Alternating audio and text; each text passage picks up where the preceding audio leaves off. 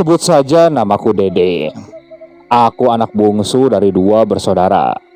Aku sendiri berasal dari daerah Ciamis. Aku pernah mempunyai kejadian seram, dan peristiwa itu aku alami di tahun 2005. Sedikit mengulas tentang kehidupanku. Jadi di tahun 2005 tersebut, aku lahir dari sebuah keluarga yang bisa dibilang benar-benar sederhana. Bapakku seorang pedagang keliling, sedangkan ibuku sesekali membantu tetangga untuk menyetrika ataupun mencuci. Sedangkan kakak laki-lakiku, dia berprofesi sebagai kuli bangunan ataupun kuli proyek. Jadi dia tidak tentu, kadang ada di rumah, ya kadang dia berada di luar kota. Namun pada saat tahun 2005 tersebut, kakak sedang ada pekerjaan di kota. Ya posisinya masih di kota Ciamis. Nah menuju kampungku memang jaraknya lumayan jauh. Kurang lebih sekitar 1 jaman lebih lah. Sedangkan saat itu salah satu saudaraku sedang ada acara hajatan. Acara hajatannya ini kalau tidak salah 2 hari lagi. Tapi kedua orang tuaku sibuk membantu di sana. Sedangkan aku sendiri tidak ikut ke sana. Aku memilih untuk jaga rumah.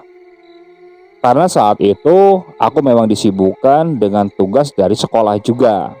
Ya sesekali memang aku juga berdagang berkeliling. Yang aku dagangkan saat itu ya semacam buah-buahan yang ada di sekitar halaman rumah. Karena di halaman rumah bapak tersebut ada beberapa pohon belimbing, mangga, jambu. Jadi kalau untuk sekedar jajan, biasanya aku akan mengambil buah-buah tersebut dan aku akan keliling. Pada hari itu, tepat sepulang sekolah, kedua orang tuaku sudah berangkat ke sana. Mereka bilang kepadaku kalau mereka akan pulang larut malam. Sedangkan kakakku sendiri selama bekerja di proyek yang ada di kota, beliau pulang ke rumah itu antara pukul 8 ataupun pukul 9. Ya katanya sesekali ada lembur, lumayan buat uang tambah. Jadi otomatis hari itu sampai keluargaku pulang, aku akan di rumah sendirian. Tapi untuk mengisi waktu luang itu seperti biasa, aku akan berkeliling untuk menjajakan buah-buahan tersebut. Biasanya aku akan berkeliling itu sampai pukul 5 sore. Nah setelah itu, aku akan berdiam diri di rumah untuk mengerjakan tugas ataupun bersantai.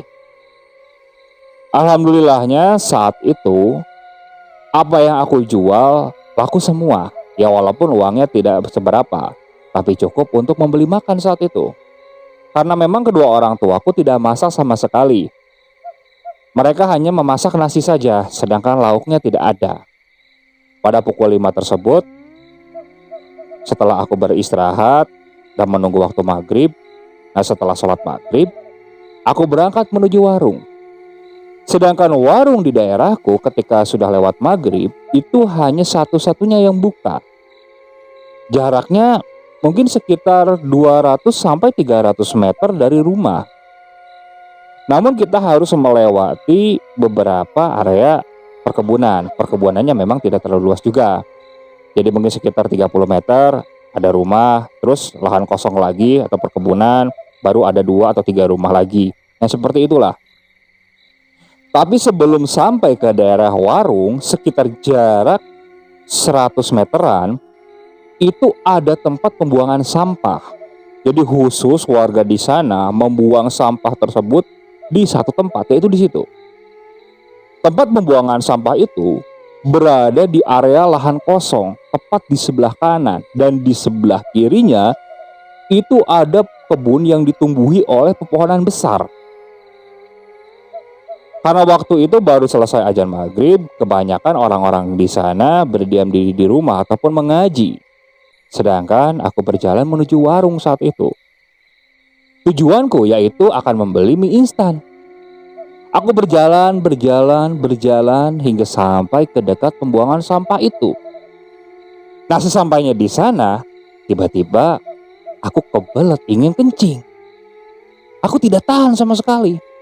Karena sepi dan umumnya di kampung, ya aku kencing saja di situ, di dekat pembuangan sampah. Karena pembuangan sampah itu memang dekat sekali dengan jalan. Ya jaraknya mungkin sekitar 15 meter dari jalan yang bisa dilalui. Aku ke pinggir ke dekat pembuangan sampah, aku kencing di situ. Di dekat pembuangan sampah tersebut, di situ ada beberapa pohon. Salah satunya ada pohon kecapi yang ukurannya lumayan besar. Selesai kencing, aku melanjutkan untuk ke warung. Hingga akhirnya aku sampai di warung. Sesampainya di warung, aku beli beberapa mie instan. Setelah beli, aku langsung pulang ke rumah. Sesampainya di rumah, cepat-cepat aku masak mie tersebut. Aku masak dan aku langsung makan. Selesai makan, aku kembali bersantai. Di rumah saat itu kami belum mempunyai TV. Jadi untuk hiburan, bapak mempunyai sebuah radio kecil. Jadi itu satu-satunya hiburan di rumah. Aku nyalakan radio tersebut sambil mendengarkan siaran yang ada di radio itu. Hingga tak berapa lama, kalau tidak salah mungkin sekitar pukul 8-an, tiba-tiba aku mendengar ada suara pintu diketuk. Awalnya aku pikir itu mungkin kedua orang tuaku atau kakakku. Bergegas aku mendekat ke arah pintu. Aku lihat dari gordeng. Nah, ketika aku lihat dari gordeng, nah, yang ada di balik pintu tersebut adalah sosok perempuan. Cepat-cepat aku buka pintunya. Ya teh, ada apa? Ucapku seperti itu. Kulihat, aku asing melihat wajah perempuan ini. Rambutnya basah. Panjang rambutnya ini kurang lebih mungkin sedada. Dia bilang seperti ini kepadaku. Kang, bisa minjem sisir? Oh, ada. Sebentar. Aku masuk ke dalam dan ke kamar untuk mengambil sebuah sisir plastik. Setelah itu aku kembali ke depan dan berikan sisir tersebut. Ini teh sisirnya. Saya pinjam dulu ya, sebentar. Nanti saya kembaliin. Oh iya teh, maaf teh ya. Teteh dari mana? Kok perasaan saya baru lihat? Saya tetangga AA, rumahnya nggak jauh kok. Nanti saya kembaliin ya. Oh iya, nah setelah itu perempuan itu lalu pergi. Aku tutup pintu tersebut dan kembali duduk sambil mendengarkan radio. Sesekali aku berpikir, ini perempuan kok tiba-tiba datang dan mengetuk rumah tetangga hanya untuk meminjam sisir. Sungguh aneh, ditambah lagi aku asing. Tapi ya sudahlah, aku anggap angin lalu saja. Ada mungkin sekitar 1 jam kurang, tiba-tiba aku mendengar suara langkah dari luar. Aku mendengar suara langkah dan tidak lama kemudian aku mendengar suara ketukan pintu. Bergegas aku kembali mendekat ke arah pintu. Dan ketika aku lihat, ternyata yang berdiri di luar itu adalah kakakku. Tampak wajahnya sangat lelah. Mungkin karena seharian dia harus kerja keras. Bergegas aku membukakan pintu. Kakak langsung masuk. Aku lalu menawari kakak apa dia akan ngopi atau minum teh. Kakak bilang dia akan ngopi. Aku langsung ke dapur untuk membuatkan segelas kopi. Dan setelah itu memberikan kopi tersebut dan aku simpan di meja. Kakak tampak duduk dengan wajah lelahnya. Di situ aku coba ngobrol dengan kakak. Dan tak berapa lama kakak mengeluarkan uang dari celananya. Dia menyuruhku untuk membelikan sebungkus rokok. Tanpa pikir panjang, aku ambil uang tersebut. Lalu aku ambil senter, karena memang jalan yang aku harus tempuh tersebut ya lumayan jauh, ditambah lagi jalan ke sana memang lampu penerangannya agak jarang. Seperti yang aku ceritakan dari awal, warung yang buka ketika malam yang tadi maghrib aku datangi. Jadi aku harus kembali ke sana. Setelah pamit, aku lalu berjalan keluar rumah menuju warung tersebut. Situasi di desaku kalau sudah lewat pukul 8 memang sangat sepi. Ya walaupun ada ronda malam, tapi biasanya ronda malam itu mereka berdiam diri di pos. Sedangkan pos ronda itu berada di ujung-ujung desa. Jadi ada 2 pos ronda. Dan biasanya mereka akan berkeliling itu pada pukul 10. Tapi kalau tidak ada ronda yang berkeliling, situasinya benar-benar sepi. Orang juga tak ada yang berada di luar rumah. Aku terus saja berjalan dengan situasi yang benar-benar sepi. Ya, sesekali tampak ngeri juga. Tapi mungkin karena sudah terbiasa dengan situasi seperti ini, ya aku cuek saja. Hingga akhirnya saat aku mulai melewati tempat pembuangan sampah tersebut, nah di situ tiba-tiba tercium bau busuk. Ya bau busuk khas seperti bau sampah lah seperti apa. Namun kini bau busuk itu benar-benar menyengat, lebih menyengat. Hingga akhirnya aku tutup hidung dan mempercepat langkahku. Sesampainya di warung, di situ bergegas aku membeli rokok yang dipesan oleh kakakku. Nah, saat aku akan mengeluarkan uang, di situ aku kaget. Karena yang berada di dalam celanaku itu bukan uang, melainkan sebuah sisir plastik yang tadi aku pinjamkan kepada perempuan yang datang ke rumah. Aku melongo melihat sisir tersebut. Sedangkan saat itu aku tidak bawa uang sama sekali. Jadi aku bingung saat itu, kikuk. Akhirnya aku batalkan untuk membeli rokok dan kembali. Aku berjalan sambil melihat sisir itu. Kok bisa sisir ini berada di kantong celanaku? Padahal jelas-jelas sisir ini tadi dipinjam oleh perempuan yang datang ke rumah. Kapan dia ngebalikinnya? Aku masih bingung. Banyak pertanyaan di kepalaku. Tapi aku terus berjalan. Nah, saat sudah dekat ke tempat pembuangan sampah, saat aku menyoroti ke bawah, di situ terlihat ada beberapa lembar uang yang jatuh. Di situ aku lega. Mungkin uangnya memang tadi jatuh. Bergegas aku punguti uang tersebut. Tapi aku masih aneh. Kok sisir masih bisa ada di celanaku? Selesai memunguti uang itu, aku kembali ke warung. Aku kembali ke warung dan membeli rokok pesanan kakakku. Dan setelah itu, kembali untuk melanjutkan jalan pulang. Sampai kembali di tempat pembuangan sampah tersebut, di situ aku mendengar suara orang yang memanggil. Hei, hei, hei. Suaranya kurang lebih seperti itu. Aku tengok kan, ke kanan, ke kiri, sambil aku soroti sesekali. Saat itu aku tidak mempunyai perasaan takut sama sekali. Karena aku pikir mungkin hanya orang yang iseng atau orang yang akan berangkat ke pos ronda. Aku lihat tak ada siapa-siapa. Hingga saat aku lihat ke dekat tumpukan sampah, nah di situ tampak seperti ada sosok yang duduk melihat ke arahku. Tapi anehnya, ketika lampu senter akan menyoroti sosok tersebut, senternya mati. Langsung mati. Aku lihat ke arah senterku, aku pukul-pukul, senter itu kembali menyala. Tapi ketika aku arahkan kembali ke arah sana, ke arah sosok tersebut, senter itu kembali mati. Loh, aneh. Gue lihat dari bayangannya, sosok itu seperti melambai. Dengan polosnya, aku berjalan menghampirinya ke arah tumpukan sampah. Terdengar sosok itu seperti sedang mengunyah sesuatu. Karena terdengar jelas di telingaku. Ya mungkin karena suasananya hening jadi tampak jelas. Aku terus mendekat. Maaf, siapa ya? Ucapku seperti itu. Tiba-tiba terdengar suara tawa seperti itu. Aku langsung terdiam dan menghentikan langkahku.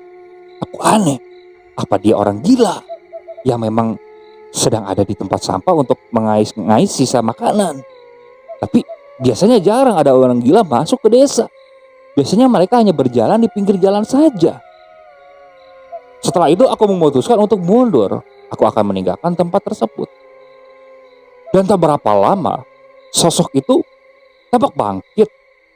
Tapi yang anehnya, gue lihat Rambutnya panjang. Bayangannya masih gelap. Terlihat dia seperti mengenakan pakaian tapi compang-camping. Dan pakaian itu tampak seperti lusuh. Sosok itu berjalan mendekat. Mendekat. Posisinya masih belum bisa aku lihat dengan jelas sosok itu siapa. Aku terdiam sambil terus mundur. Aku mundur terus ke jalan kan.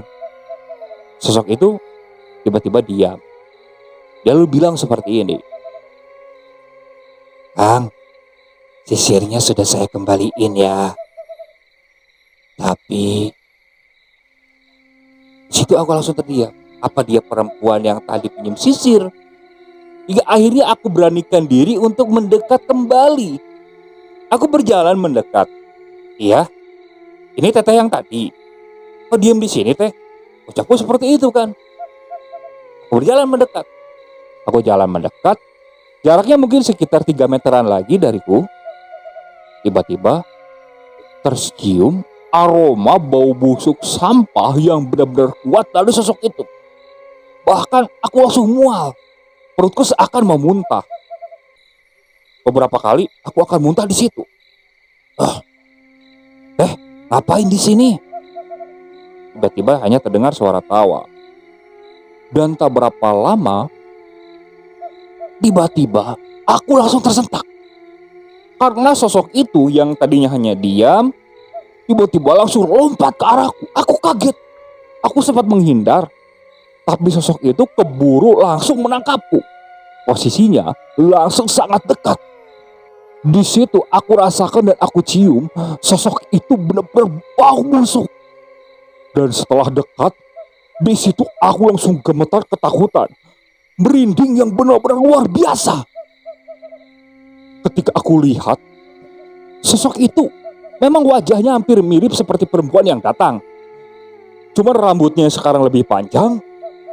Yang lebih mengerikannya, sekujur tubuhnya ini dipenuhi oleh luka dan koreng. Itu benar-benar busuk dan bau. Bahkan terlihat tangannya ini seperti koreng yang mengeluarkan nanah bercampur darah. Itu benar-benar mengerikan. Tangannya mencengkeram ke arahku. Namun kini tatapannya tajam melihat ke arahku. Dia seakan marah. Tak berapa lama dia bilang seperti ini. Sia tadi ngihan aing. Awas ya. Aku benar-benar kaget saat itu. Takut benar-benar luar biasa. Karena aku menyadari kalau tadi maghrib ketika aku akan ke warung, aku sempat kencing di dekat situ. Apa jangan-jangan dia makhluk halus yang tadi saat sengaja aku kencingi. Aku benar-benar panik saat itu. Takut semuanya bercampur menjadi satu. Mulutku gemetar. Tapi dari situ aku bilang, maaf, ampun, aku tidak sengaja, aku tidak tahu, aku tidak bisa melihat kamu. Ucapku seperti itu. Tapi sosok itu malah tertawa. Dan tak berapa lama, dia mulai mengeluarkan lidahnya. Lidahnya panjang. Benar-benar panjang kalau aku lihat hampir sampai di dadanya. Dan tangannya yang satu langsung mencengkeram pundakku. Aku berusaha meronta-ronta saat itu, ingin aku lepaskan. Dan tak berapa lama, dia menjilat pipiku. Dari jilatannya itu, terasa benar-benar panas. Dan setelah menjilat, tiba-tiba dia melepaskan cengkeraman, tertawa, dan langsung menghilang. Aku yang saat itu langsung tersadar, cepat-cepat aku berlari. Aku berlari sekencang mungkin saat itu. Sedangkan di pipiku itu masih terasa panas. Sama dengan tangan yang dicengkeramnya. Tepat di tangan sebelah kiri di dekat pergelangan. Itu benar-benar terasa panas dan gatal. Tapi aku tidak peduli saat itu. Yang penting aku sampai dulu di rumah. Setelah sampai, tanpa mengetuk pintu aku langsung masuk ke rumah. Saat itu bapak dan ibu sudah datang. Nah, mereka sedang berbincang-bincang dengan kakak. Melihat aku yang seperti itu, mereka semua melihat ke arahku dan bertanya, kenapa? Aku hanya menggeleng. Dan setelah itu, aku berikan rokok kepada kakakku. Aku langsung masuk ke kamar dan berusaha untuk melupakan kejadian tadi. Melihat ada yang aneh denganku, Bapak lalu menghampiri dan masuk ke kamar. Dia tanya, "Kamu kenapa?" Di situ aku tidak menjawab. Aku malah sembunyi di balik selimut. Aku benar-benar ketakutan saat itu. Hingga setelah berapa lama aku pun bisa tertidur. Di dalam tidurku, sepertinya aku mengalami mimpi buruk saat itu. Tapi aku lupa aku mimpi apa. Namun yang pasti ketika paginya aku bangun, di dekat pergelangan tanganku dan di pipiku, itu ada semacam luka. Dan luka itu benar-benar gatal, bercampur panas. Bahkan saat aku lihat dari cermin, luka itu seperti menimbulkan koreng. Aku kaget saat itu. Mulai panik kan. Apa jangan-jangan makhluk itu berniat mencelakaiku kan? Aku panik, tak tahu harus berbuat apa. Jadi saat itu aku coba mencuci lukaku. Dan lukaku masih terasa panas. Aneh. Nah, saat aku keluar dari kamar mandi, kebetulan Bapak baru masuk. Beliau habis ngasih makan ayam. Melihat di pipi seperti ada luka yang memanjang, Bapak bertanya, "Kamu kenapa? Itu pipimu kenapa?" Ucap Bapak seperti itu. Aku masih terdiam. Hingga Bapak mulai menaikkan nada bicaranya seakan seperti menekan. Di situ aku lalu duduk. Bapak duduk di depanku. Bapak menatap tajam ke arahku. Di situ aku lalu menceritakan kejadian yang aku alami. Bapak terdiam. Bapak tampak berpikir mencerna apa yang aku ceritakan. Dan tak berapa lama Bapak bilang seperti ini, "Kamu gak salah lihat kan?" Aku menggeleng. "Aku gak salah lihat, Pak. Aku yakin. Tapi kok bisa sampai kayak gini, Pak?" Ucap Bapak seperti itu. Di situ Bapak memanggil ibu. Nah, ibu yang dari kamar setelah melihat kondisiku seperti itu, ibu khawatir, bahkan terkesan agak panik saat itu. Tapi Bapak coba menenangkan. Nah, Bapak lalu menceritakan apa yang didengarnya dariku. Nah, ibu pun terdiam. Dan tak berapa lama ibu bilang, "Coba bawa si Abah. Siapa tahu bisa nyembuhin." Ucap ibu seperti itu. Di situ aku menerka-nerka. Siapa si Abah ini? Bapak hanya mengangguk. Dan setelah itu Bapak bilang, supaya aku jangan pergi ke sekolah dulu. Jadi istilahnya aku izin saat itu. Pada pukul 9-an, aku dan Bapak pergi ke rumah si Abah ini. Yang saat itu aku belum tahu siapa itu. Rumah si Abah ini memang lingkupnya masih satu kecamatan, tapi beda desa. Hanya terhalang oleh satu desa dari desaku. Jadi tidak bertetanggaan desanya. Setelah sampai di sana, aku lihat si Abah ini tinggal di sebuah rumah yang sangat sederhana, bahkan sangat terpencil. Jadi rumahnya ini berada di ujung desa, agak jauh dari rumah-rumah tetangga. Rumahnya pun berbentuk rumah panggung. Di sekelilingnya tampak ada perkebunan, sayuran, palawija dan lain sebagainya. Terlihat si Abah itu seperti habis membersihkan kebunnya. Melihat Bapak datang, si Abah lalu menyimpan cangkulnya dan berjalan mendekat kepada Bapak. Bapak di situ memberikan salam dan berbincang sambil basa-basi sejenak. Aku pun menyalaminya. Dan setelah itu, Bapak dipersilakan masuk. Setelah masuk dan di dalam, Bapak lalu menceritakan maksud tujuan Bapak datang ke sini. Nah, si Abah itu mulai menatap tajam ke arahku. Dan tak berapa lama dia tersenyum. Hingga dia bilang seperti ini, "Ini sepertinya cuma ingin ngasih pelajaran saja. Tapi kalau tidak diobatin, itu luka bisa-bisa jadi luka permanen. Bisa-bisa malah menyebar dan jadi sekujur tubuh kamu penuh koreng seperti itu." Aku kaget mendengar ceritanya. Aku lalu bilang, "Harus bagaimana, Bah? Harus bagaimana cara mengobatinya?" Si Abah itu tersenyum. Dan setelah itu, si Abah bilang seperti ini, "Obatnya gampang, bisa kamu temuin. Jadi, Obatnya, kamu harus ambil air dari 7 masjid, dari 7 desa yang berbeda. Air di tempat wudhu tersebut kamu ambil. Dan saat kamu ambil juga, waktunya harus bertepatan dengan waktu mau sholat. Jadi istilahnya kamu ambil air tersebut, lalu kamu wudhu, kamu sholat di masjid itu. Di situ aku nengok ke bapak. Berarti akan panjang prosesnya kalau seperti itu. Bapak bilang, apakah tidak bisa simpel lagi? Si Abah itu menggeleng. Jalani saja. Nanti kalau sudah ambil airnya, mudah.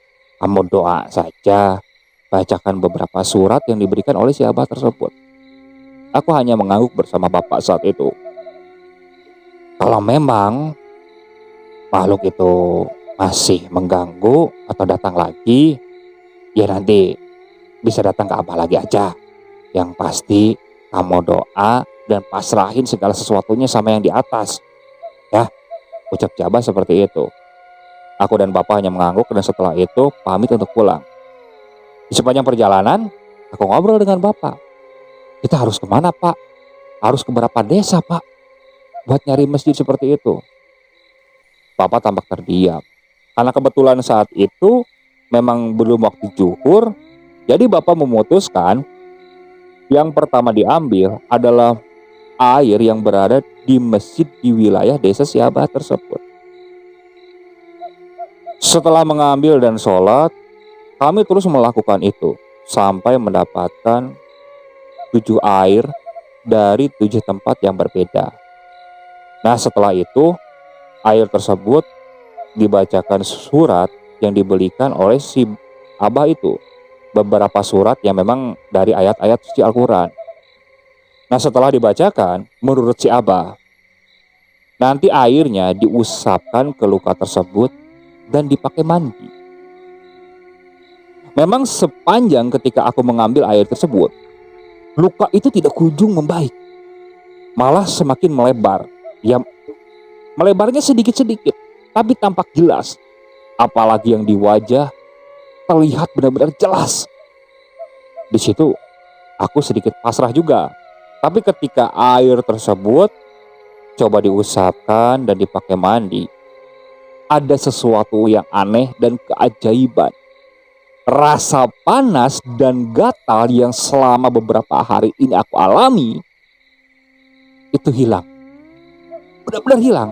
Tapi lukanya memang masih ada. Kita ulangi cara tersebut sampai 5 kali. Nah, setelah kelima ini, luka tersebut kering. Kering, dan mulai mengelupas. Di situ rasa gatal dan rasa panas tidak aku alami. Jadi aku agak sedikit tenang. Malamnya setelah aku rasakan luka itu membaik, kebetulan aku tidur di kamar sendirian. Karena kakak saat itu tidak pulang. Jadi dia tidur di rumah temannya. Kalau tidak salah, kurang lebih pukul 11 malam, jendela kamarku ini seperti ada yang melempar sesuatu. Itu sangat kencang.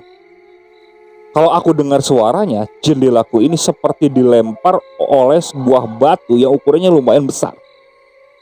Awalnya aku biarkan. Tapi tak berapa lama, lemparan batu itu berulang. Bahkan sampai 3 kali. Aku yang saat itu belum tidur sedikit dongkol. Apa ini ulah pemuda yang lain kan? Aku buka jendela tersebut. Karena jendela kamarku ini terbuat dari kayu tanpa jendela kaca. Nah, ketika aku buka, jendela tersebut mengarah ke sebelah. Tepat di sebelah ada sebuah kebun singkong. Tidak terlalu luas. Kebun singkong itu juga tingginya masih pendek. Nah, di tengah-tengah kebun singkong itu aku melihat sebuah bayangan hitam, rambutnya panjang, berdiri. Nah, di situ aku masih merhatikan. Tak berapa lama aku bilang, "Woi, ngapain?" Sosok itu berjalan. Tapi berjalan Aku seperti hafal dengan cara jalannya. Dan hati kecilku bilang untuk segera menutup jendela itu. Tanpa pikir panjang karena mempunyai perasaan yang tidak enak, cepat-cepat aku tutup dan aku kunci.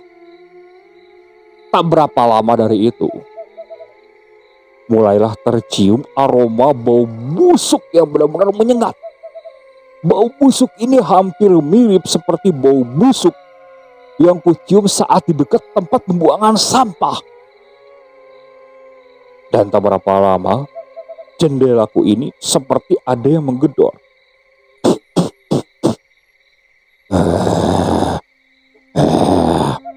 Terdengar suara geraman. Aku takut. Aku langsung lompat dari kasur dan berlari ke kamar bapak. Aku gedor kamar bapak. Pak, tolong pak, tolong. Bapak lekas-lekas keluar. Bapak tanya, ada apa? Pak, setannya datang pak. Ucapku seperti itu. Bapak sebelum masuk ke kamarku, dia kembali dulu ke kamarnya. Entah apa yang dia bawa. Bergegas, Bapak berlari masuk ke kamar. Nah, setelah masuk ke kamar, tanpa pikir panjang, aku lihat Bapak sepertinya membuka jendela itu. Sedangkan kulihat sosok itu masih berdiri di dekat jendela. Bapak tampak melempar sesuatu ke arah sosok itu. Terdengar sosok itu seperti menjerit, dan tak berapa lama tercium aroma bau gosong, seperti bau terbakar. Aku saat itu hanya mengintip dari pintu, tidak berani masuk ke kamar. Bapak tampak berbicara seperti marah-marah. Ada mungkin sekitar 2-3 menitan, dan setelah itu Bapak lalu menutup jendela. Setelah menutup jendela, Bapak berjalan ke arahku. Sudah aman, tenang. Udah gak bakal balik lagi. Dan setelah itu, Bapak menyuruhku duduk di ruangan tamu. Ibu saat itu juga bangun dan ikut duduk di ruangan tamu. Jadi kata Bapak, kemarin Bapak sempat datang ke rumah si Abah lagi. Dan si Abah bilang, kalau saat luka itu sembuh, sosok itu kayaknya datang. Karena dia masih marah, merasa dia kencingi.